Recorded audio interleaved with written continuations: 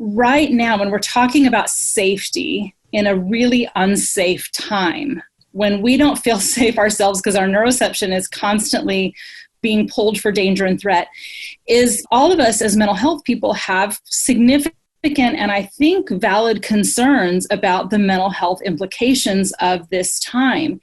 And there is something we can do that is so simple that I think is so powerful, and that is this: to be thinking about our messaging.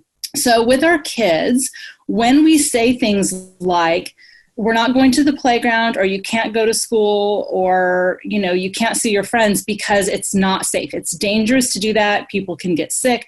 And we use threat-based, danger-based messaging, and we do that repeatedly. We know that the brain is making these neural associations, and my fear is that we are creating neuroception of danger around things like going to school, being with friends. So what we want to do with this idea of creating safety and our children relying on us as being safe harbors and safe havens from the storm is to focus all of our messaging from a safety-based place. Therapist Uncensored brings you decades of experience with interpersonal psychotherapy, relational neuroscience, modern attachment, and anything else they think will be helpful in healing humans. Now, here are your co-hosts, Dr. Ann Kelly and Sue Marriott.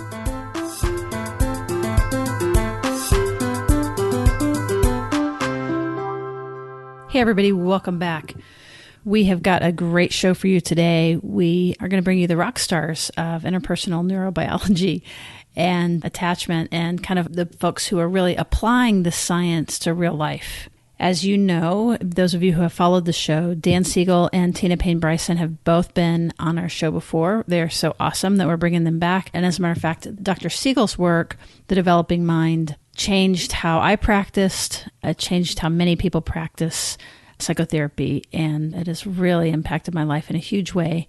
And he is the father of this movement around interpersonal neurobiology. So it is such a privilege to have him on the show.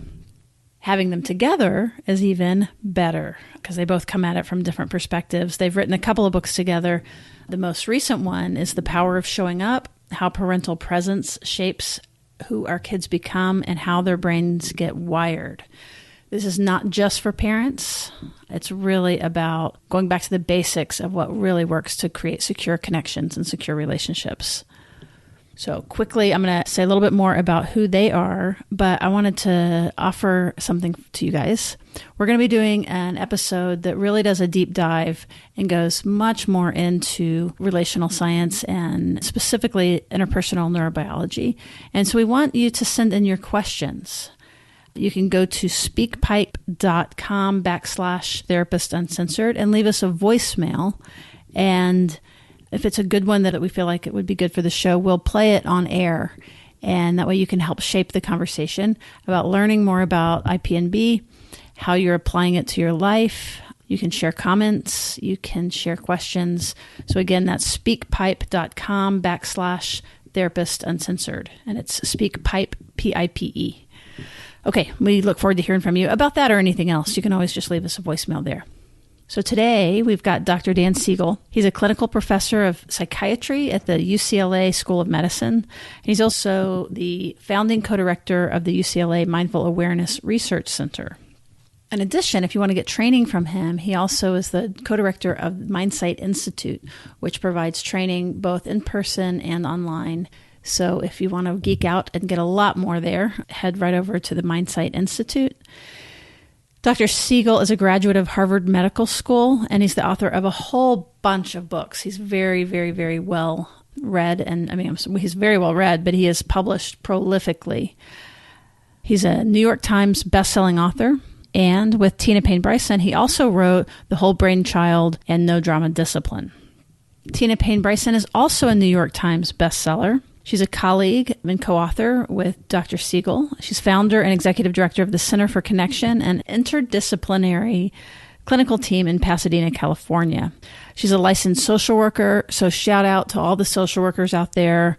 She does a lot of speaking. She anchors conferences and conducts workshops for parents, educators, and clinicians all over the world. So without further ado, I'm very excited to bring you my conversation with Dr. Dan Siegel and Tina Payne-Bryson. Well, welcome back, Dan and Tina. I can't tell you how excited we are to have you back, and to have you guys together is just such a delight. Well, we're delighted to be here with you, Sue. Great to see you, Tina. And it's always, you two are some of my just favorite people. So I've been looking forward to this. I told Sue in an email that I wish I had looked a few days back in my calendar about today, because I would have had so much joy just anticipating this conversation. that is so sweet. You're always so warm. I want to take notes about how to be warm, so because I'm working on that. Beautifully, Sue. So I'm going to learn from you. And Dan, just always want to take the opportunity to just, on the behalf of so many therapists, the developing mind changed how we practice. And again, it was the birth of Austin and Connection that came together and brought everybody from Bonnie and Stan and, Luke Cozzolino and Sarah Payton, all of these people together. The effect of it has just been such an incredible ripple effect too. And it's gotten into the psychoanalytic communities, to the group communities. So there's really been this integration of the material. So that has just been literally life-changing for many of us therapists, but then all the people that we see.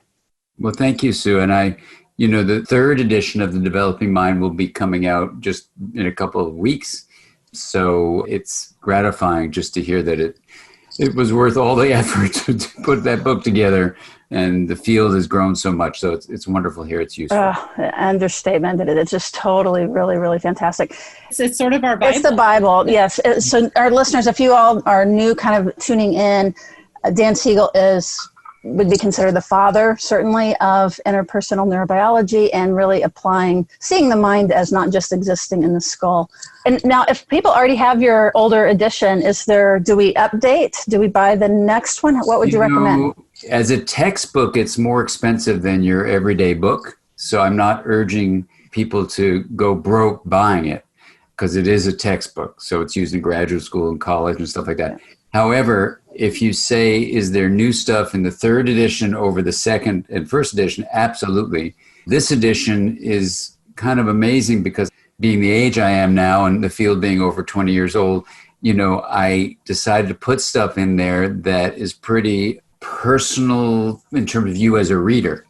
So it really asks you as a reader to go on a kind of journey deeply into your mind that I didn't feel comfortable doing in the first two editions. I did in other books, but not in that book. And then it takes you on a pretty deep exploration of the nature of not only mind, but consciousness itself. And so it explores things like, what's the science of presence? And what does it really mean to be present from a view of the mind as being broader than the brain and bigger than the body? So it's a pretty wild but scientifically grounded view that I don't know how people are going to take it. So we'll see when it comes out. But I'm very thrilled that I had 18 interns work with me to actually challenge the fundamental principles of interpersonal neurobiology. And I asked them to prove, even with one paper, that they're wrong. So a lot of what Tina and I write is based on, the synthesis of the science. And then we make it sort of practical for parents. But what's cool about it from a science point of view is that, I've been able to have these science students really dive through the world's literature, trying to prove these ideas are wrong. And then what they do is ultimately they find that actually they can't find anything that shows it's wrong, but they can find a ton of things to support it. So the principles like that Tina and I write about integration and about the centrality of relationships and being present, our last book, is just a thrill to write that with you, Tina, because we have the fun of saying, okay, the science work is done by the researchers, then the science synthesis can be done, through the Mindsight Institute. And then Tina and I have the fun to say, okay, now what is really useful about that for a parent to know, and how can we express it in a way that they and their children and adolescents can actually benefit from it? Really being able to bring the principles out and have them digestible, understandable. Again, that's what we're about on the podcast for sure, is to really try to bring the relational sciences outside of the choir and really help people understand and value it. So any student or therapist that doesn't yet have the developing mind, you'll see on our resource list as our new website comes up, it is one of the top few recommended books for your library. So we really encourage you to do that. Which brings us, though, to, as far as bringing that thick text really complex material into something that our listeners right now can sink their teeth into. Tina Payne-Bryson and Dan Siegel have their new book, The Power of Showing Up, and around presence. It's called How Parental Presence Shapes Our Kids and How Their Brains Get Wired. And so when we think about the presence, here we are all in quarantine. So there's a whole lot of physical presence. And I was thinking maybe we could have the umbrella of this stress that every family is under right now as we elucidate some of the ideas of your book. Because the book is really based on 50 years of cross-cultural research about one of the best predictors for how well kids turn out being that secure attachment piece, the purpose of secure attachment and the purpose of the attachment system in the first place is to help us survive, particularly during moments of threat, danger, and distress. So, when this book came out, and when Dan and I were writing it, we had no idea there was a global pandemic around the corner. But the book, in many ways, is even more relevant when we are in times of threat and distress and danger. And that's when we most need to show up for each other and for our kids. And so I think that the stress that we're all really facing right now, we know there's a lot of unknowns, but there are a lot of things we know about what we need most, particularly in times like this, and that is to show up. And by showing up, can you say a little bit more about what that means? Yeah, Dan, go ahead. Yeah, it's a simple thing. And first of all, I just want to express gratitude to Tina, because on this journey of writing parenting books, it's just been a joy to write them with you, Tina. So I'm just filled with that feeling of just joy about connection. And the thing about showing up, just to give you the broad view, is that Tina and I are always trying to think, like, what's a way to be absolutely true to the science, but make it in such a fashion that you can feel it in your body, that you can make it really practical, memorable.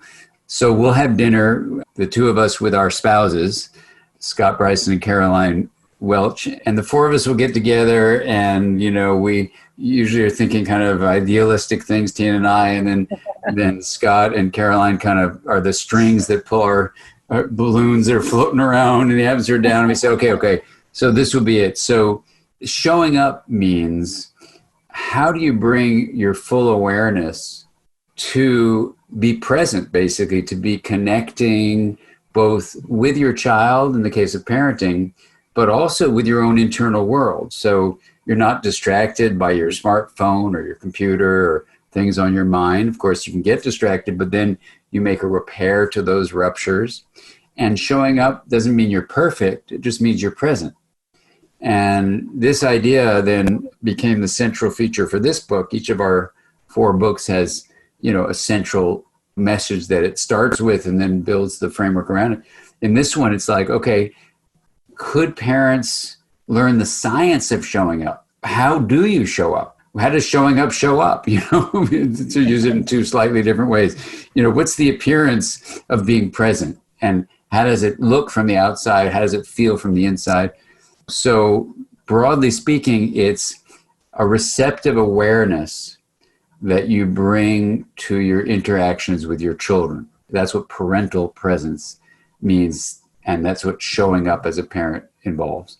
I think there'll be a lot of disappointed people that feel like, hey, I'm here. Isn't that enough? Wait. I was just on my smartphone. I didn't hear what you said. Exactly. Right? Exactly. Right. I could be physically here and you could be completely not there. That's right.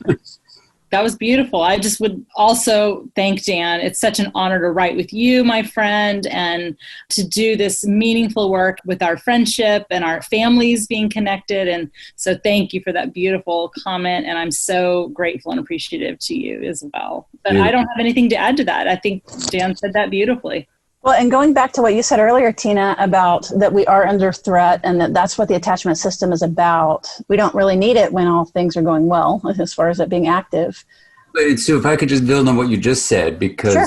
Tina's comment about that, I think, is so powerful, because the people listening may, want to know a little bit about the science of this stuff. But when you look at the research on something called attention, which in interpersonal neurobiology we define as that process which directs the flow of energy and information. It has directionality to it, right?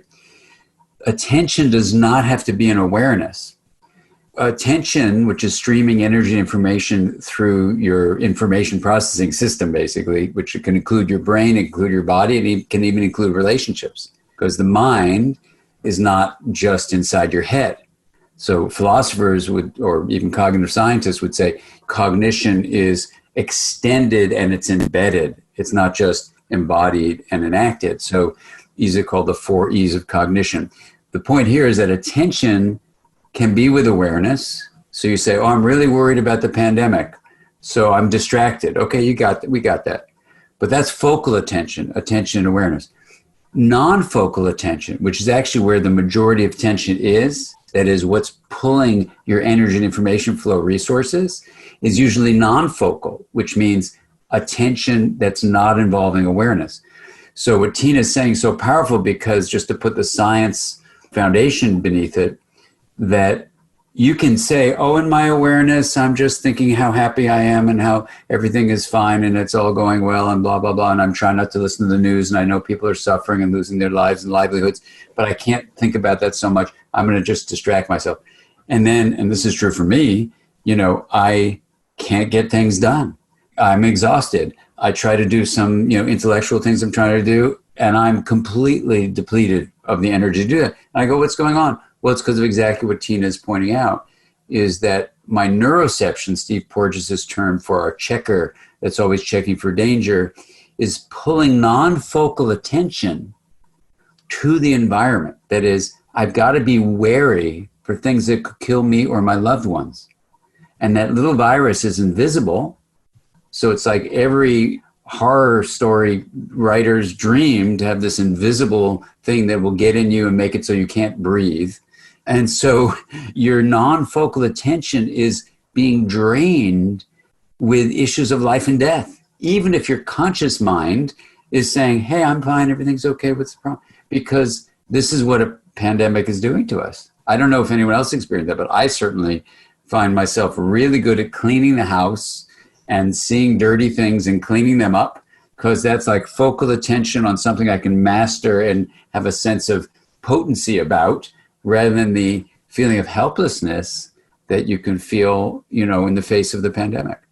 What you just said there is so powerful, Dan. And I think one of the things that I've been so aware of in terms of my focal attention, and I know you're having this experience as well, is that, as people that are often looked to as people who help promote mental health and know about child development, we're getting so many requests for, how do we fix this? How do we mitigate the damage? The truth is that a lot of the time I have ideas about certain things, but a lot of the time I just say, how the hell am I supposed to know what the answer is? I don't know.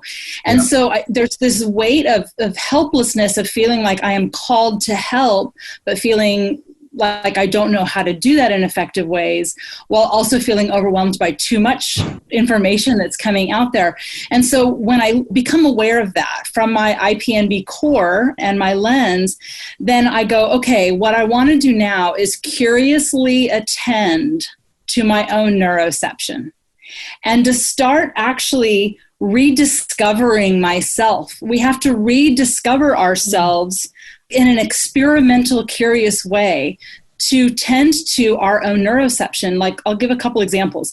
Typically, when I'm traveling and I'm working and the work is never done and I'm a really present mom most of the time, when I go and walk the dog, I typically don't listen to anything, because my world is so overstimulating, and just being without any stimulation is really regulating for me.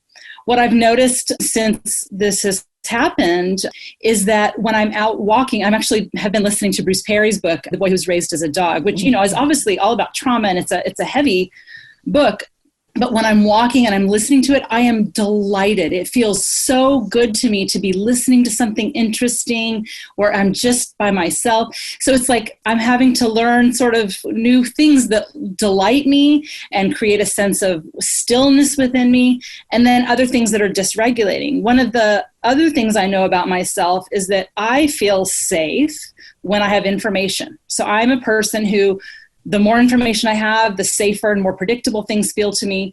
But I've also noticed that swimming in the media and watching a lot of news makes me feel, my neuroception for danger gets activated. So then I go, okay, let me try an experiment. Let me curiously attend to that. I'm noticing I don't feel safe when I'm watching this. I don't feel good in my body. So I'm going to set the recorder to record 30 minutes of world news, and I'm going to watch that at the end of the day. So I get some information, but I'm not swimming in it. So it's really about curiously attending and exploring and relearning ourselves in a new place.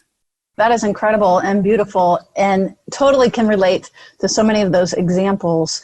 It's really been a time I've noticed of redefining, that we can go on automation about what we should do for work and what our routines are and things like that. And all of that has been thrown out. And so we've really been able to, more from a bottom-up perspective, relook at our routines and our habits. And that can be really dysregulated, or it can be a way of finding some calm and some peace and some presence, I think. Yeah, absolutely. I mean, before we dive into the specifics of the Showing Up book, I'll just say that building what you're saying, Sue, and Tina, what you powerfully, gave us this example of is people were calling the Institute or the Mindsight Institute and saying, can you do something to help us in the pandemic? And, there's so many things going on with meditation and this and that.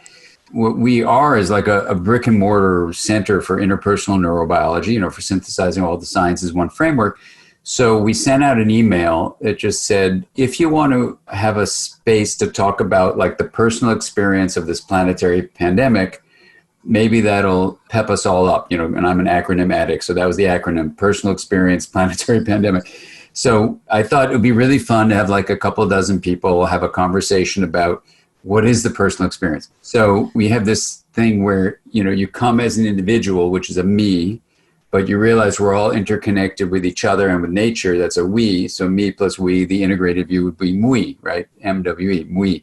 So it's a pep MWE up community. So we threw out this email, and now we're about a month into it.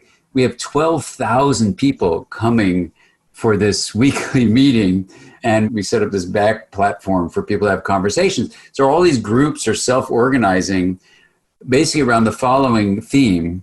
Okay, here's what's happening now with the pandemic, so we want to do our personal experience. But how do we now, this is how the acronym has transformed just in a month, to personal exploration of planetary possibility.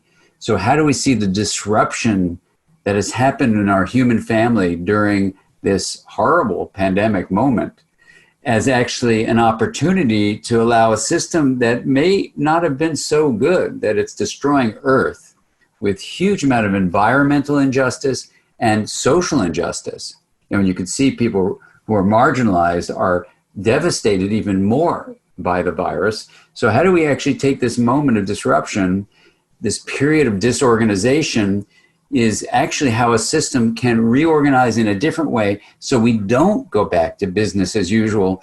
And we use this to think deeply about what will be a skillful way to nudge cultural evolution in a positive direction. So that's what the conversation, this we community is, that perhaps the isolated solo self of the pre-pandemic era that was probably going on for thousands of years in contemporary culture can now be transformed to an integrated identity. And it's really been given a lot of us in that community this experience of, instead of being hopeless, feeling like we can be of help, that we can be of service. And we talk about 5 S's where we look for synergy, of how things all kind of fit together in an integrated way. They're different, but they link. The subjective experience, of how you can own what you're going through and not have to be one way or the other. Science, so we want to look at the rigorous disciplined study of reality that challenges itself. And even spirituality, which is like living a life of meaning and connection. And then the 5th S of these S's is being of service. We try to build a community where science is at the center of it, but it involves these other S's too, so that we can see how can we be of service to Earth. Which would be a great way, if we can find a way to help and to be useful for many of us, that would also be a way to self-regulate. In other words, moving from this passivity and this helplessness to action. I really love that. And about polyvagal theory and about the idea of mobilization versus immobilized state, right, and how that makes a huge difference in how we process trauma in our bodies and our minds and our relationships. So that mobilization that you have really been at the forefront of, Dan, is just stunning. Well done. Hey, just a quick break. I know there's some of you out there thinking, I could really use some therapy and I'm just not quite sure how to go about it, or there's no one in my area, or I'm not sure I can afford it. Well, let me tell you about BetterHelp.com, and that's BetterHelp, HELP.com. They provide counseling in multiple languages with multiple specializations. So if you might be feeling a little guilty about your parenting after listening to this parenting conversation, or you're disconnected from your spouse, you know that you guys could probably use some refreshers on getting closer in your relationship. Perhaps you have trauma and your trauma's been stirred back up from quarantine and from this constant threat, or you find yourself a little down, kind of if you got the COVID depression or the COVID anxiety. You don't have to suffer alone. We really want to encourage you to call BetterHelp.com. They will match you with a therapist for any of these sources of concern. And here's a couple of things that we like about them. These counselors will make themselves available for texting, for phone calls, for secure video conferencing. So you get in between contact, and they actually encourage it. So that's a really nice way of having a little bit more support during these tough times. And if you are a therapist and you want to diversify your caseload, if you have a few hours that you want to fill without having to do any marketing or any paperwork, just focusing on your clinical hours, then I encourage you to apply to be a therapist for BetterHelp. So if you want to look at becoming a client and get our 10% off, please use our code betterhelp.com/therapist uncensored. That helps us out a lot. We're bringing you this discount and hopefully this introduction to therapist of your choice. And then if you're a therapist and you're interested in applying, please go to betterhelp.com/uncensored recruitment. Uncensored recruitment. And that has a little underscore, uncensored _ recruitment. Okay, so no excuse not to have your own therapist. Right back to the show. Kind of looking for leadership and looking for direction. This might be a stretch, but when you were describing, Tina, walking and listening to that book actually being regulating instead of overstimulating, like my fantasy was, it's like he's such a strong leader and decisive. And so that could give a holding and like a feeling of holding, like somebody knows something that I can just rest and let him take care of this thinking and receive something. And I feel like that's a real hunger in general of like, if we could just have a dad, have a mom, So you mentioned the S's. So let's talk about the S's in this book, because protection is so much part of it. And also, by the way, listeners, as they're talking, even though the book is directed to parents and talking about creating and developing secure kids, fostering, promoting secure kids, this is totally relevant for any of you in my category that I'm proud of, which is working very hard to earning security. I never say it in past tense. And there's many of you out there that are doing that. And we're interested in how to rewire our own narratives, our own unconscious schemas. And I think that this information is really applicable both to adults and to parents working with kids. I think really, regardless of if you're a parent or not, remembering that our attachment needs are throughout our lifespan, and that really these 4 qualities that we're going to talk about in a minute, these 4 S's, which are different S's than the ones that Dan had before, these are really qualities or things to cultivate in all of our relationships. They're needs we have in all of our relationships. So really, when we talk about how do we help parents intentionally cultivate secure attachment in their relationships with their kids, of course, the first S, which isn't part of our 4 S's, is the sense-making one, which is really about getting clear on our own story or continuing to have meaning-making around our own stories and our own history. So I know we've talked about that a lot on the podcast previously, but that's the first piece of it. But in terms of what parents can begin doing right now, I talk about that's an ongoing journey, like you just said, and that's not just a box you check off. But these other 4 S's, the first one is safety. And sometimes parents are like, what do you mean? Why are you even talking about that? Of course, we keep our kids safe. And safety is really about, yes, protecting our children from harm. But there's another piece of this that comes out of the attachment literature, which is that we do not want to be the source of fear, terror, for our children. So, obviously in really severe ways, we can see that with abuse and neglect that parents really can do harm in being the source of pain and threat and fear for their children. But we do this in micro ways as well, where we undermine the safety of our children. And ways we can do that are by being unpredictable ourselves. If there are substance use issues or We're really patient most of the time, but then we flip our lids and we yell at our children. We might scream and yell at our significant other, or maybe we come unglued with customer service people on the phone or things like that, where we become frightening people, unpredictable, scary people. And, a couple things about that is, first, do no harm. We want to really make sure we are protecting our children from things that can be damaging to them. But the second is that idea that Dan already talked about, which is a rupture. So when you have those ruptures, we always want to repair.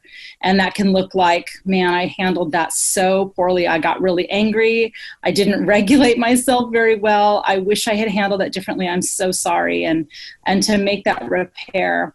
One other thing I just want to say, and then I'm sure Dan will have something wonderful to add, is that right now when we're talking about safety in a really unsafe time, when we don't feel safe ourselves because our neuroception is constantly being pulled for danger and threat, is all of us as mental health people have significant and I think valid concerns about the mental health implications of this time.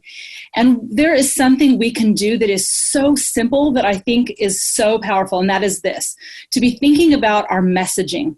So with our kids, when we say things like, we're not going to the playground, or you can't go to school, or, you can't see your friends because it's not safe. It's dangerous to do that. People can get sick. And we use threat-based, danger-based messaging, and we do that repeatedly. We know that the brain is making these neural associations, and my fear is that we are creating neuroception of danger around things like going to school, being with friends. So what we want to do with this idea of creating safety and our children relying on us as being safe harbors and safe havens from the storm is to focus all of our messaging from a safety-based place. So what that sounds like instead is we're taking a break from school, we're taking a break from friends, we're taking a break from playgrounds because that keeps us safer. That's just a small little change in our language. But what happens is then our kids get these repeated messages of, instead of the world is a dangerous, scary place, the message they get is my parent keeps me safe. And so then when the parent says it's time to go to the playground, or we can have a friend over, or it's time to go back to school, the child has an internalized working model of my parent keeps me safe, so this must be okay. And I think that one simple thing around safety messaging will really mitigate some of that fear and anxiety for our kids. But it's also a great practice for ourselves to be thinking about the messaging that we're giving ourselves about what's happening. I'm also thinking about kids peeking out and seeing their parents in masks, seeing other people in masks, and, coherent narrative. Like if we work on narrating this for them, telling the story that makes sense to them right now while it's happening in terms of safety, that makes a lot of sense. Yeah, and when we're helping our kids get used to masks, if we use a lot of play and silliness and joy connected to it, then it's a totally different sensory experience. And by the way, I've just purchased face masks that are clear so that you can see the nose and mouth, because that's another thing to keep in mind is a lot of our neuroception for danger and safety is based on nonverbal information. So when our mouths and nose are covered up, we have the eyes, which are powerful in terms of what they communicate.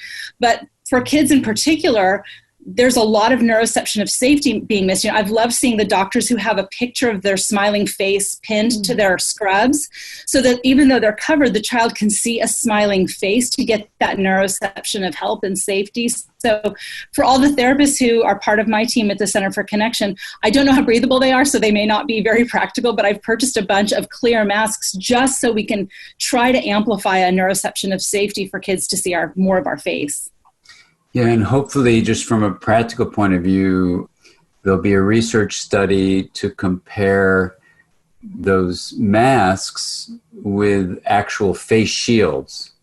So a face shield is, you put it over your forehead and then it has a big plastic thing going down that then covers your eyes, but it's completely visual. You can see the person's entire face. But in any event, it's a face shield. So what you can do with that then is if they can show that your likelihood of transmitting the virus with a face shield is just as low as with a face mask, that might be, well, it's something you can't produce at home, but it might be great because then you could see people's faces. That would be really good. They're also totally washable.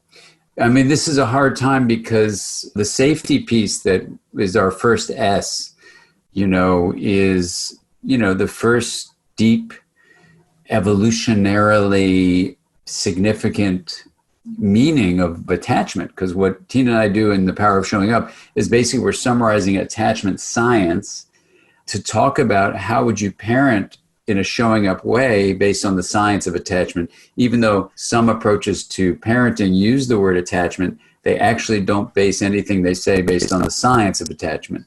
So this is a translation of the science through the lens of interpersonal neurobiology for parents.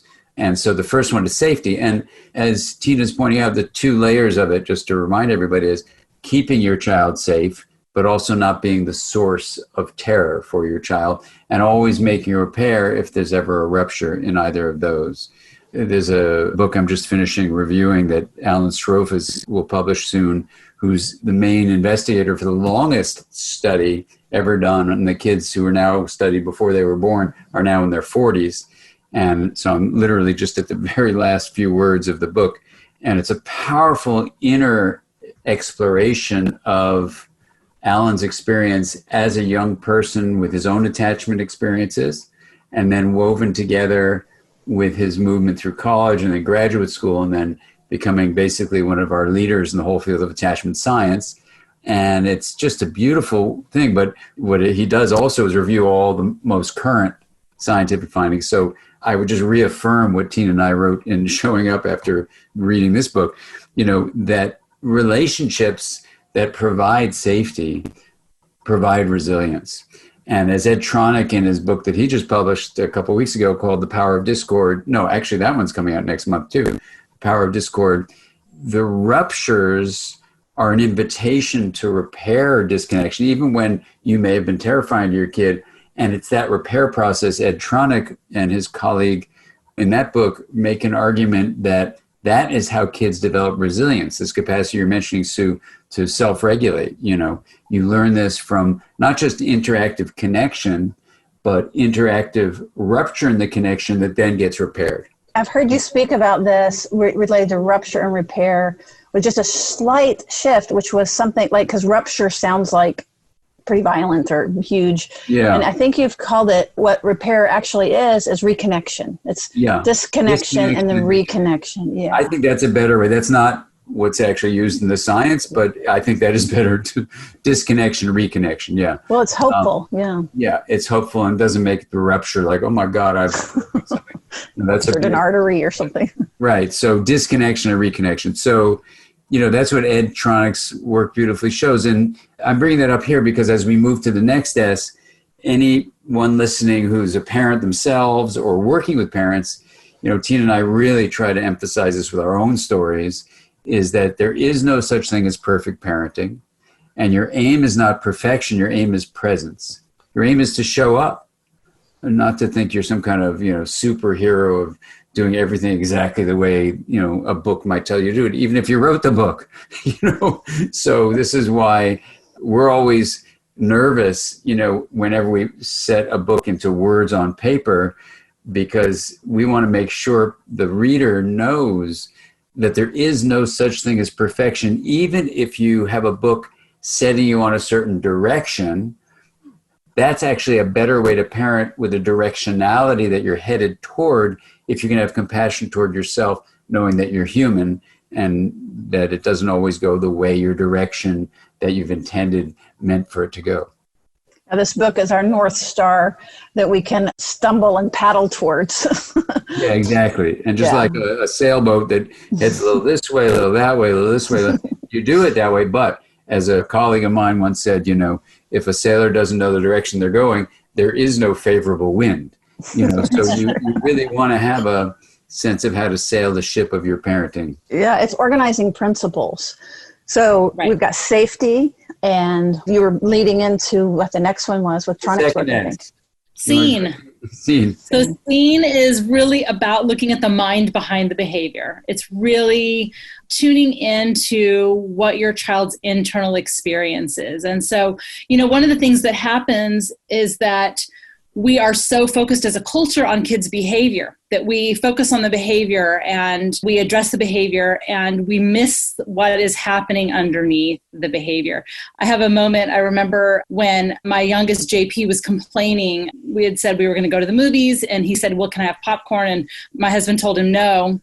And he started to pout and be really sad about not getting the popcorn. So what happens in that moment is, your fear as a parent that my child is spoiled, he thinks the world's going to revolve around his wishes, and it activates this fear in us that, he should be more grateful about getting to go to the movies. And so we can respond in a moment like that and say, well, you should just be grateful. A lot of kids don't get to go to the movies. And, if you're going to be sad about popcorn, maybe we shouldn't even go. And what we want to do in that moment is to say, okay, full stop on all the fear places my brain is taking me, where eventually I have an image of my child living in a van down by the river amounting to nothing, because they're spoiled about movie popcorn, and to have a full stop on those fears and to say, what is my child's internal experience?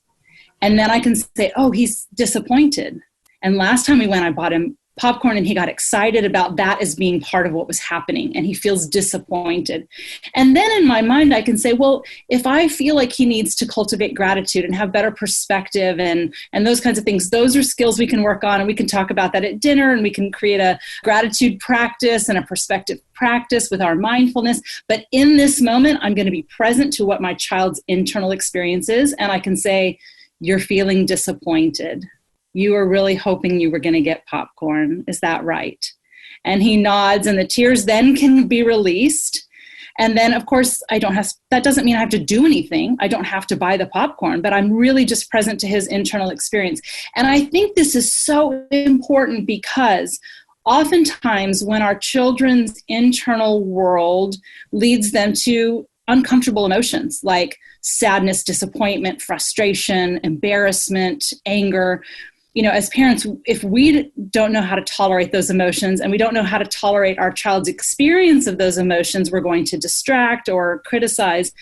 But when I show up in the moment with my own fears and respond in a way that's critical, like you should be more grateful, then my child has an experience of when I share my thoughts and feelings with my parent, it doesn't feel good. That doesn't work so well. So then they learn over time to not do that. So instead, I want my child in this scene to know that when they share themselves with me, including behavior that's really obnoxious at times, that's sometimes how they're communicating what's happening, that I can show up in that moment to really tune into what's happening, to help them understand with words and with connection what that feels like, what it means, so that then they have an experience, a firing and wiring of when I share my thoughts and feelings and my experiences with my parent, that feels good. That works well for me. And that just builds that connection even more deeply. You said a couple of things. One is you don't have to give the popcorn. And the other word that came to my mind was accuracy. And what you're conveying by actually seeing their internal experience instead of our own, that they're a separate person that we are recognizing, that we're able to see them as separate, and that parents can get into a lot of trouble with that, with, like you were saying, like our own stuff, our own garbage getting in the way. So yeah, what we really want our kids to emerge from is that in moments over time, they feel felt. That's one of Dan's beautiful phrases. Mm-hmm. They feel understood. Their internal experience and how we respond are a match. So it creates a coherent core self. And that's over time in moments, but then also on a grander scale, we want them to parent gets and honor me. Not science or whatever. We want our kids to feel like who I am is known and celebrated. My parents got me. No, Tina, that's so beautifully said. So just to build on what Tina's saying, so we can hear every word of your wonderful approaches to this. And thank you for showing up for me there, Dan. Absolutely, absolutely.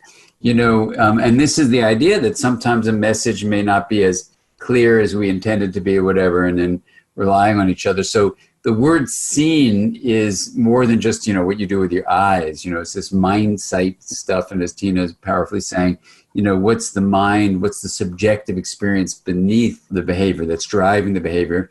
And, if you just want a simple acronym of sifting the mind of sensations, images, feelings, thoughts, to check out with your kid, what are the sensations in their body, the auditory visual images they might have, the feelings, the emotions that are going on in their thoughts.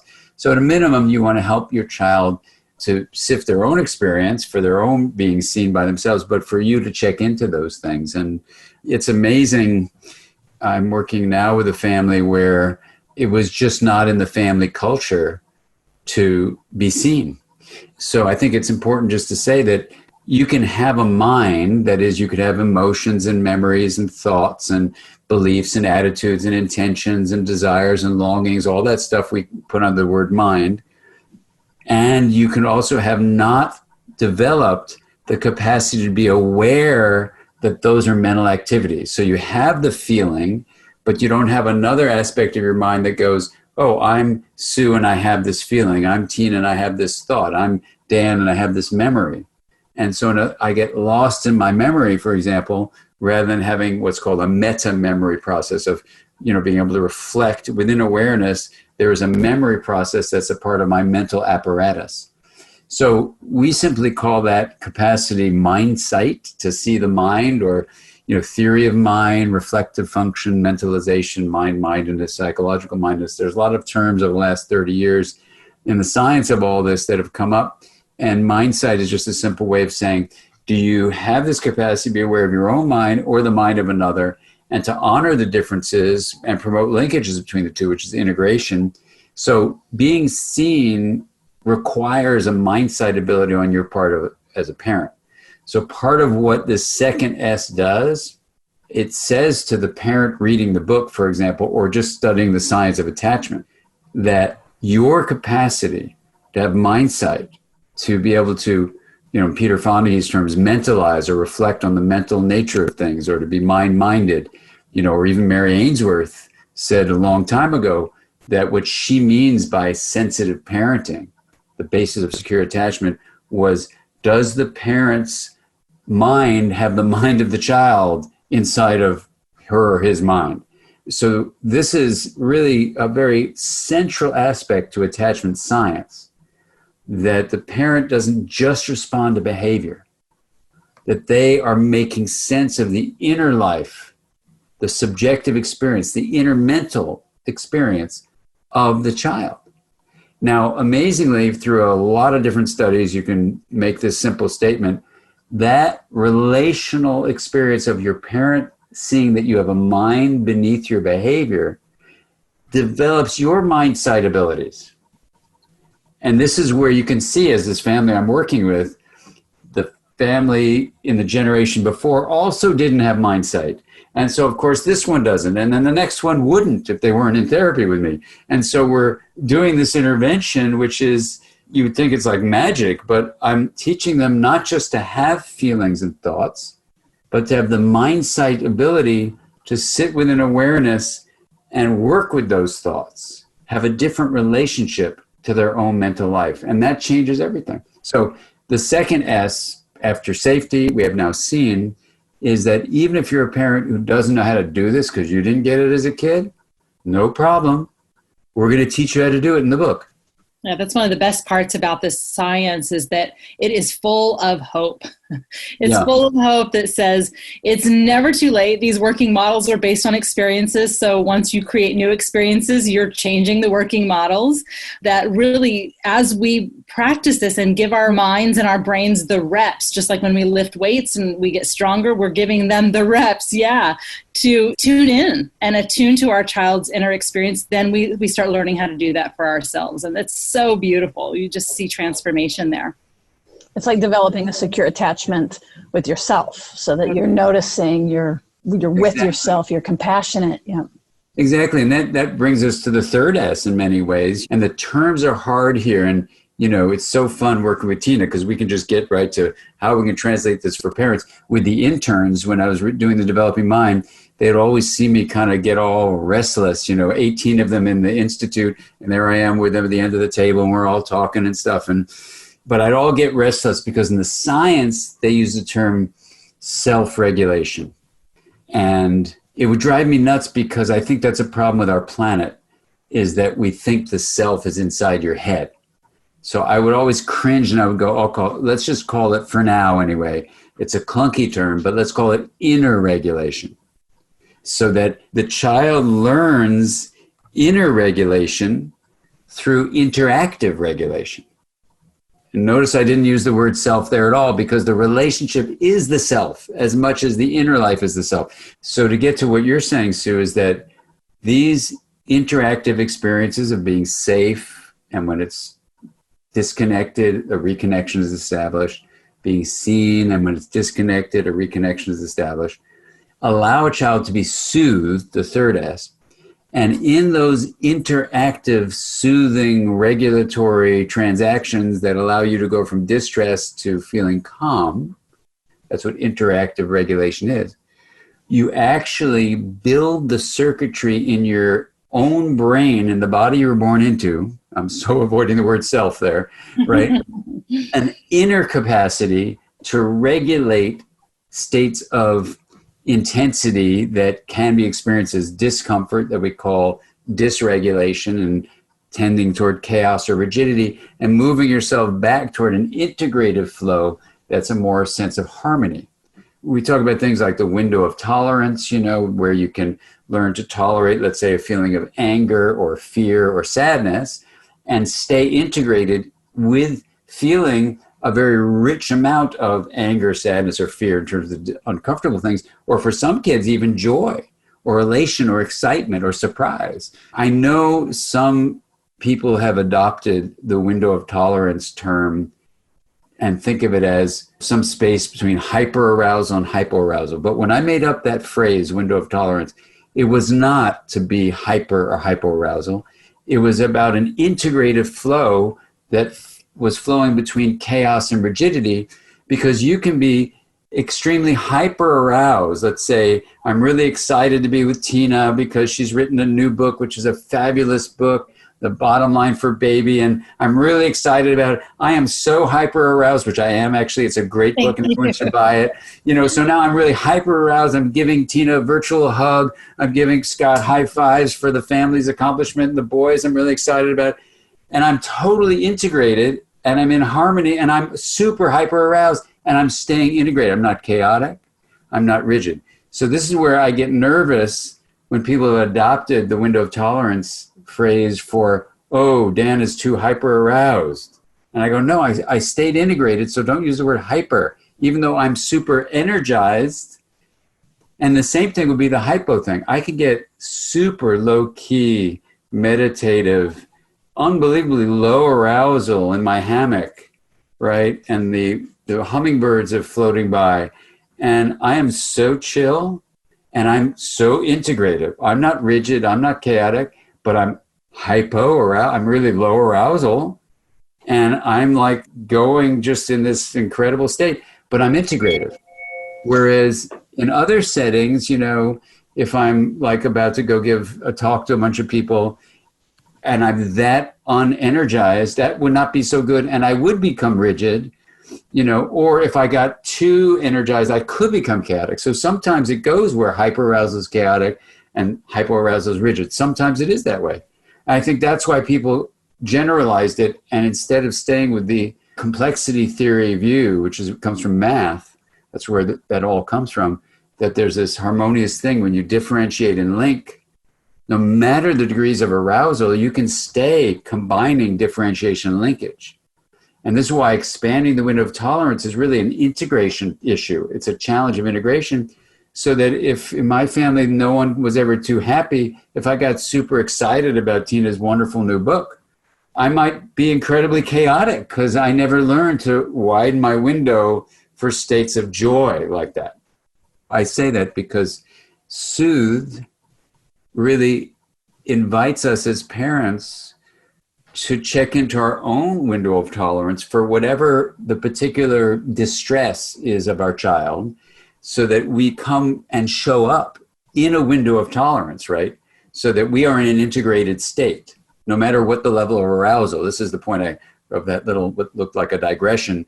It's just to really get to the science of what Tina and I try to explain in the book, so that you're staying in this receptive state of integration, not degrees of arousal, high or low. It could be, but not necessarily at all. And now you come with this integrative state and you say, what's going on? And your child says, I'm so angry about not having popcorn with a movie. And as Tina beautifully said in the example with JP, it's like, oh, wow, tell me more. It looks like you really wanted popcorn. Now, if I couldn't handle anger and my window is really narrow, I might be going, what are you, spoiled little brat? You think you're supposed to be having popcorn for every time you go to the movie? Oh, let's not go to this movie. And you probably see a lot of parents do that because they busted through their window and they got chaotic instead of showing up and staying present within their own window of tolerance. So JP can get soothed in his distress that he didn't get the popcorn. You can stay at the movies. There's communication and learning, because as we teach in No Drama Discipline, parenting and discipline is about teaching skills, not about punishing. So you teach the skill of inner regulation. JP can go from saying, I really, really want a popcorn, says to Scott, why aren't I having popcorn? Whatever. And the two of them are amazing people, Tina and Scott, I'll just say it straight out. So they can stay in this really broad window of tolerance. They stay integrated no matter what the level of arousal, no matter what the topic. Well, maybe there's certain emotions that are more narrow than others. For me, that for sure that's true. And then they stay present that way, or you tag team about who's present, who's not. Because you can tell when your window narrows, I can't be present for you right now in your distress, so I can't soothe you. So soothing is where you come in this integrative place of the river of integration. You tune into the state of suffering of another. You receive them, and the two separate entities now become part of one whole W-H-O-L-E, because the window of tolerance was wide enough that the parent, in this case, talking about parenting, could be receptive to the suffering. And in our view, suffering comes from decreased states of integration. You have to have this wide window of integrative receptivity to then reach into JP's distress about the popcorn. His lowered state is putting him in chaos and rigidity. No matter what his arousal is, he could be pouting in a low state of arousal or screaming in a high state of arousal. Either way, he's not integrative. That's the point. And so now you are reaching toward chaos or rigidity, which is all examples of suffering fit into that. And then you stay present enough where you bring him into the relationship of a we, and he goes from this non-integrated, which equals distress state, and because of the interaction, the interactive connection allows him to become more integrated. He can stay with his frustration about the popcorn, feel the longing for popcorn. I keep on saying popcorn. I want to eat popcorn now. Me too. I'm starving. My mirror neurons are. Yeah, I've got to do inner regulation now about the popcorn. And the issue of the self here is that his self, JP's self, is a we with his dad and mom in the movies. So he's got inner regulation, which of course is a skill you want to encourage, that comes from the interactive regulation. And we never use the word self, and we're fine. Well, and that's what's so hard about soothing is oftentimes because of our connectivity and being held captive to each other's nervous systems, it's so easy to join our child's states of disintegration and to join the chaos and the rigidity instead of really staying in that integrated state. And so it really requires intention and practice, and it does get easier over time. But really what that soothing is about, it's about nurturing, it's about comforting, it's about helping right in that moment. And so I can say you're so disappointed, you really wanted the popcorn and you're feeling really sad about that. And that's okay to feel sad about not getting that. It doesn't feel good to feel disappointed at times. And I'm right here with you while you feel disappointed. Again, it's not permissive. I don't have to buy the popcorn. But I want to say that what that looks like, that comfort and soothing part, sometimes is just meeting physical needs. It might be wrapping a towel around our child when they're getting out of the bathtub and they're upset about something, and we say, oh, I've got a warm towel for you, come here. As they get older, it might be to say, you seem so upset, I'm right here with you. And we can just say, I'm right here with you, or I will listen, or I'm here if you need me, if we have teenagers who don't necessarily want to connect in those moments. And I think that what Dan was saying is exactly right, that when we co-regulate like that, it actually gives their brain one more rep of going from a disintegrated state back into an integrated state, so that there becomes more automaticity for how to do that on their own when they have dysregulating states. And I think this piece of really showing up for them in that moment is so powerful. And right now in this time, we are expecting things from our children and from ourselves that are actually impossible. Sometimes the expectations we have are just impossible right now. And so when we think about the expectations being way higher than our capacity in a moment, that gap there can create a lot of dysregulation, a lot of disintegration. And so, typically we think about, how do I decrease the expectations while building capacity? And really showing up for each other is a really great way to increase capacity. I think one other thing I want to say about sort of the safe, seen, and soothed all together before we get to that fourth S of secure is that once as a parent, we realize that when our children are in distress, whether that looks like disintegrated mood, whether it looks like disintegrated behavior, they may be screaming and yelling and flailing and taking it out on you, or they may be pouting and won't talk to you, or slamming doors, or whatever it looks like.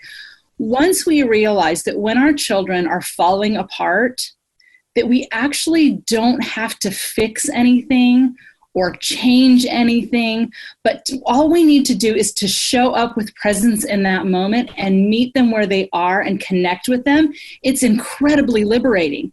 So when JP, is crying because he's disappointed, I can say, it's so disappointing. It feels hard to feel that. I'm right here with you. And I don't have to do anything except just be present. It takes so much pressure off. And you all know that there's a lot of part of our parenting culture now where parents feel like they have to fix everything, and they feel like they have to prevent their children from suffering in any way. And it's such a disservice, because it doesn't give them those experiences of sitting in the discomfort of uncomfortable feelings with enough support that they strengthen and widen that window of tolerance. But it's incredibly liberating to say, all I have to do, even when I don't have the answers, even when I don't know what to do as a parent or as a therapist or as a spouse, even if I don't know what to do or the right thing to say or how to fix this, I know I can always just be present to join them in that moment. And that's so freeing. It's liberating. I think about couples therapy. This is so relevant to couples therapy as far as deactivating that fix urge. I really appreciate, Dan, you specifying what you meant about window of tolerance. And I agree that I think that there's a lot of confusion. But would you mind saying just a little bit about the crossover between Porges' work and polyvagal theory? Because that's when I often see it used versus the way that you're saying it. Like, it feels like there's an overlap, but it's not the same thing. Is that right? Sure. Well, Pat Ogden in sensory motor psychotherapy uses this concept of window of tolerance there from a clinical point of view. Now, Steve Porges is not a clinician, but he's written 2 clinically oriented books for our series, our interpersonal neurobiology series. And so he will talk about, in the polyvagal theory, you have the dorsal branch of the vagus nerve, which is the older unmyelinated branch of the 10th cranial nerve, the vagus nerve. And then he has the myelinated newer branch, the ventral branch of the vagus nerve. And that you have these 2 branches performing very different functions, and their way of connecting with the sympathetic nervous system, which is a very activating one, is more complicated than just what we usually say, which is that the autonomic nervous system, which streams from the head brain down into the body, has 2 branches, just the parasympathetic and the sympathetic branch was like a brake and accelerator. Too much arousal of the brakes and not enough arousal of the accelerator, and then you're hypo-aroused. Too much of the accelerator, not enough of the brakes, and you're hyper-aroused. That's the classic way. So it gets a little more complicated, because when you activate the dorsal branch of the vagus nerve in a big way without any sympathetic counteraction, then you drop your blood pressure, you drop your heart rate, and you faint. And you literally collapse at the face of feeling of helplessness. And that's very different from the ventral branch of the vagus nerve, which is also parasympathetic, like the dorsal branch. But there, what you're getting is the peaceful calm of the receptive open state. So when Steve and Pat and I were talking, when I was writing the Pocket Guide to Interpersonal Neurobiology, we said we've got to clarify for clinicians that it isn't just fight or flight or freeze, that people were confusing the dorsal activation of faint with the sympathetic activation of freeze.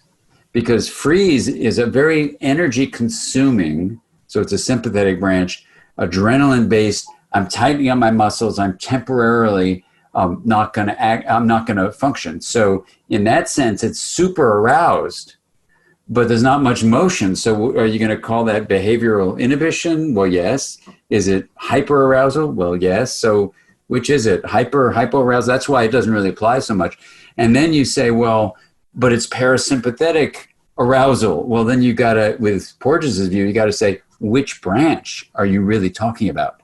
This is where Steve's work is so beautiful and the polyvagal theory. And when you combine the books in the series that Steve wrote, with one with a colleague, with the ones that Jaak Panksepp wrote on the subcortical influence of neural firing on emotional states, they're just two beautiful, beautiful books that Jaak, before he passed away, wrote. You get this really great dive from these two non-clinicians of very clinically useful complexities, for sure, so that you stop saying the amygdala is the emotion center of the brain. You don't talk like that anymore, because you realize it's all these subcortical circuits, including the heart and the intestine, everything below the cortex. And then you see, with other people's writings, that the experience of emotion is also shaped by experience. So you have these subcortical inputs, including the polyvagal inputs, but then you have what Lisa Feldman-Barrett, or it may be Barrett-Feldman, I always flip them around. But anyway, what she powerfully wrote about was the social construction of emotion. But even if you look at the fine print of her book called How Emotions Are Made, you see that she says, oh, and by the way, in this book, I'm not going to deal with subcortical circuits. And you go, what?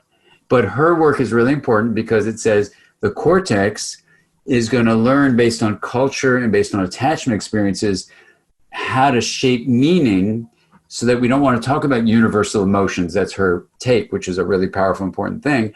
But then Steve Porges' work and Jaak Panksepp's work says there is a universality to these subcortical ways that activations influence emotional experience. So all of that being said, when I've read all of Feldman-Barrett's work and all of Jaak's work and all of Steve's work, to me, still, the integration framework holds, and that what you're really looking towards is the system, subcortical and cortical, allowing differentiation and linkage, so that just social emotional. Would we be able to say that this, with Porges stuff, is that inside the window, would that also relate to the social engagement system? Yeah, so that's why it's much more intricate than just saying hypoarousal or hyperarousal, because when the ventral vagal system is activated, Steve would say your neuroception, as Tina talked about earlier, is evaluating safety and then turns on the social engagement system. The simplest way to say it, and we say it in our book this following way. We have a whole book devoted to this, by the way, called The Yes Brain. The brain can be either in a reactive state or a receptive state. The reactive state can be fight, flight, freeze, or faint. The receptive state would be the ventral vagal nerve being activated that makes the brain calm down and become receptive. So what we're saying in the safety, in the seen, and the soothed, so that you have the fourth S of security, is that you, in your interactive way of showing up and being present, have taught your child the capacity for inner regulation to move themselves from these no-brain reactive states of fighting, fleeing, freezing, fainting, which are both hyperaroused and hypoaroused, but they're all non-integrative. That's where the whole thing starts to make sense, when you stop focusing on levels of arousal, which I find very not helpful, but rather look to the state of integration. And then you see a state of integration is created with super arousal of the ventral vagal nerve. So you could say, well, that's too aroused. No, that's integrative. It allows all the different systems of the nervous system and the body as a whole and the relational world to become hugely differentiated and linked, which is the definition of integration. So this is where, in reviewing all that stuff, because it can drive you wild, there's so much detail, but it comes down to this. Security of attachment comes from integrative communication with your parent that was reconnected when disconnection happened, that teaches you the integration at the heart of resilience so that literally your brain will have a more integrative set of anatomic connections. And that if you didn't have that, take the extreme example of disorganized attachment in the form of abuse or neglect. Look at the work of Martin Teicher out of Harvard University McLean Hospital. The major finding with those examples of impaired security of attachment, in other words, abuse and neglect is the most extreme you get away from security in terms of forms of attachment. The main brain finding is impaired integration of the brain. So you can say integrative relationships where a parent shows up. That's what we call it, the power of showing up. When you show up, you can be present for your child so you're differentiated and linked. And so JP says, I want the popcorn. You don't ignore him and say, get away, kid, you bother me. No, you're present for him, but you're differentiated. You're not flipping out and going, I want popcorn too. No, you're not like that. You're differentiating and you're linked. So it's a relational integration.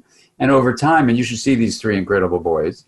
I was going to say, JP's going to kill you later. I have permission to tell that story. I have permission to tell that story. Okay. They are so integrative, those boys. But the non-integrated thing was, if you ever read our book where we talk about JP on the cupcakes.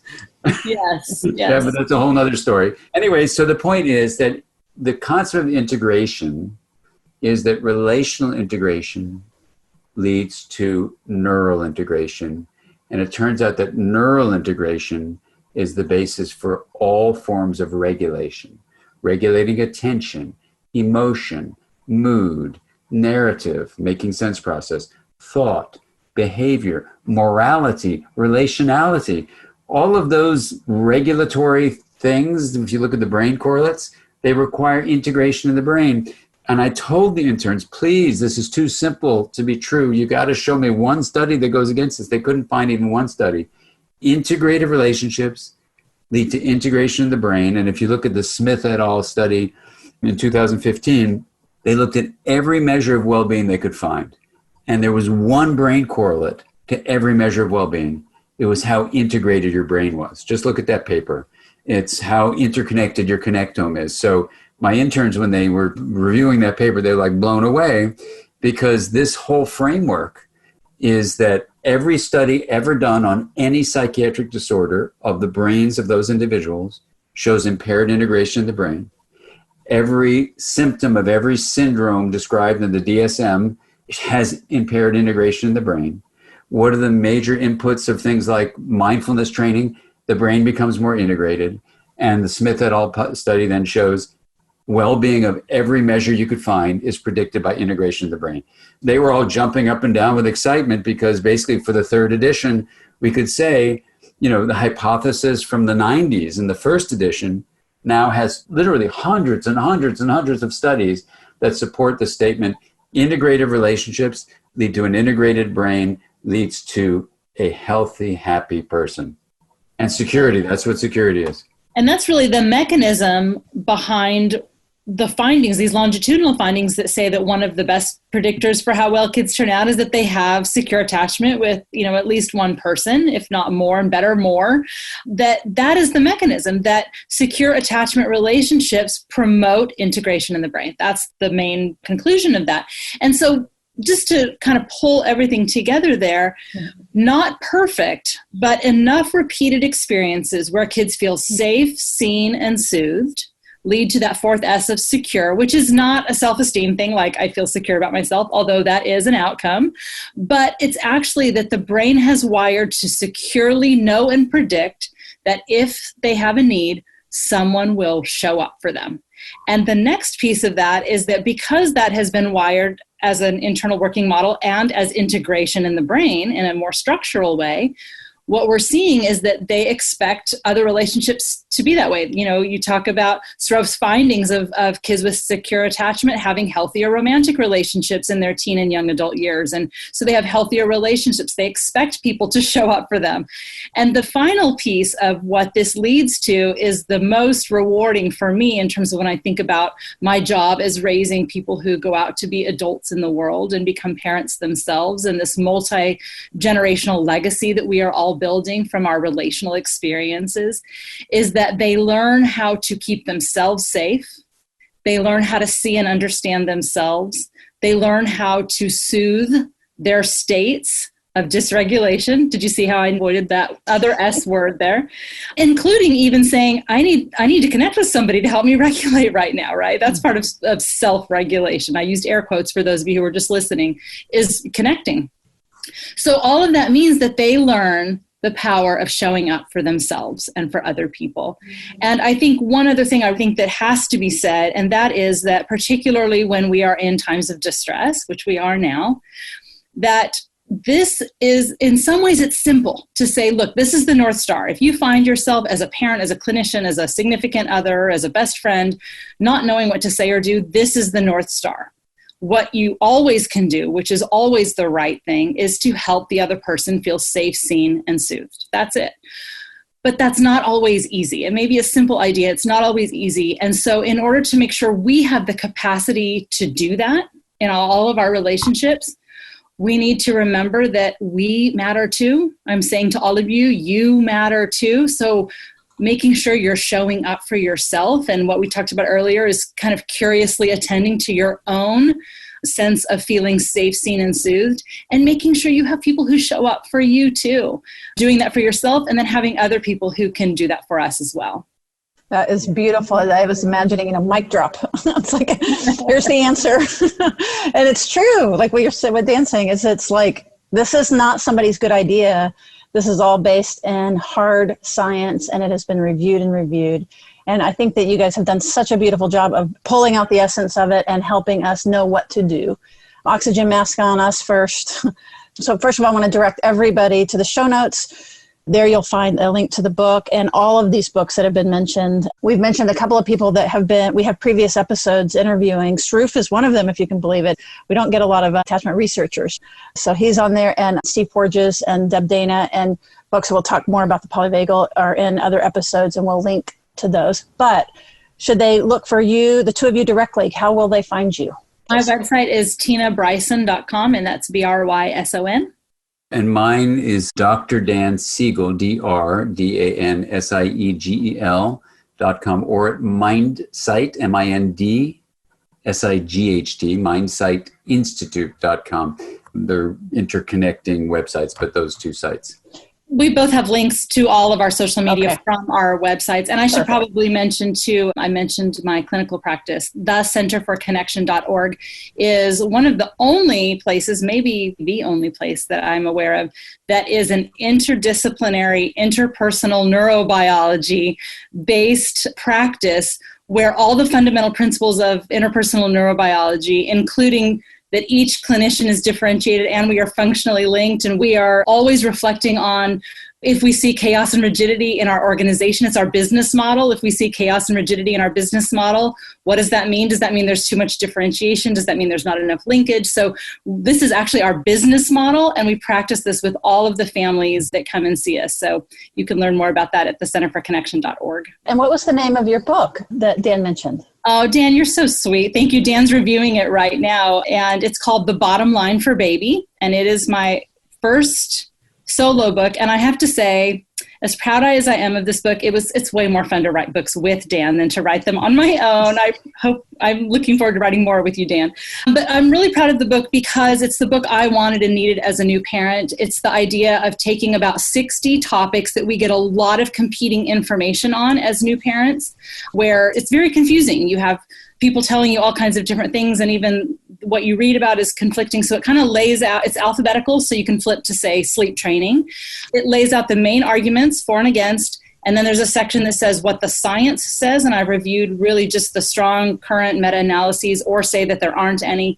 And then I give a bottom line for what the science guides us to, or some things to think about as we're making decisions based on our values as parents. And I'll tell you, the bottom line of the bottom line is that we can't do everything perfectly, and what our kids need most is for us to really be present and trust our instincts, be science-informed, but really show up and trust our instincts. So that's sort of the bottom line of the bottom line. It overlaps. It overlaps directly into... Exactly. Well, Dan was my teacher and my friend and my colleague now. And so there's like an entire region of my brain that is the Dan Siegel region of my brain. And so everything I think is filtered through, and I hear your words, Dan, and I hear your voice, and you are definitely part of my mind and heart and all of my work. Oh, I feel the same about you, Tina. So thank you. It's an honor. And thank you, Sue, for letting us have time to hang out together with you. And what do they say in Texas? To visit? That's right. To visit. I think there's something else, but I don't know. We're having a hoedown. I don't know. You guys have been so generous with your time. Really, really appreciate it. Our audience is going to love this. And I'll certainly send it to you when we have it published, and would really love it if you guys would share it on your networks as well.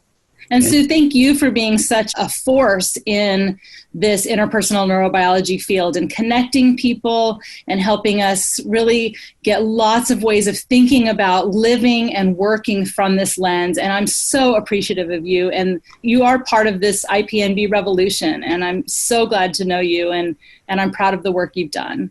That is so sweet. Thank you so much. I really appreciate it. That's definitely what we want to do, is really bring this further and further out to people who would not otherwise know who the two of you were, or even be interested in a book like this. That's our job. So thank you. Really appreciate it. Thank you. So I share Tina's gratitude toward you, and together, we can really bring these ideas out in the world. So thank you so much. Thanks, guys, so much for listening. I've got two other things for you. One is we want to do a shout out to our platinum patrons, Nicole Falcon, Shannon Knapp, Lou, and Lila Pond. We really appreciate you guys joining us. And if you would like to join in, be a neuro nerd with us and join our private community, just head on over to patreon.com/therapist uncensored. And the other thing is a reminder for therapists who want to earn some extra money, diversify their caseload, only focus on the actual clinical hour, not on recruiting patients or doing all the paperwork. All you have to do is just show up and be the counselor. If you're interested in that, check out betterhelp.com. It's HELP, and then /uncensored_recruitment. So it's betterhelp.com/uncensored_recruitment. We hope that helps you guys out, and I know that it helps out a whole lot of people who are interested in getting therapy right now. And if you're one of those, then certainly just go to betterhelp.com/therapist-uncensored to get your 10% off of your first month. While I have you, don't forget to leave us a voicemail with your questions about interpersonal neurobiology. We're going to do a deep dive. Now that you've heard Dan and Tina, you'll see why.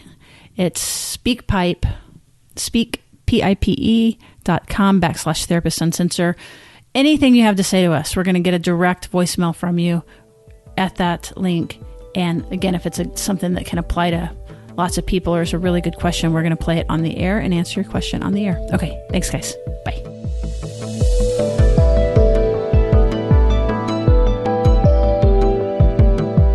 Therapist Uncensored is Ann Kelly and Sue Marriott. This podcast is edited by Jack Anderson.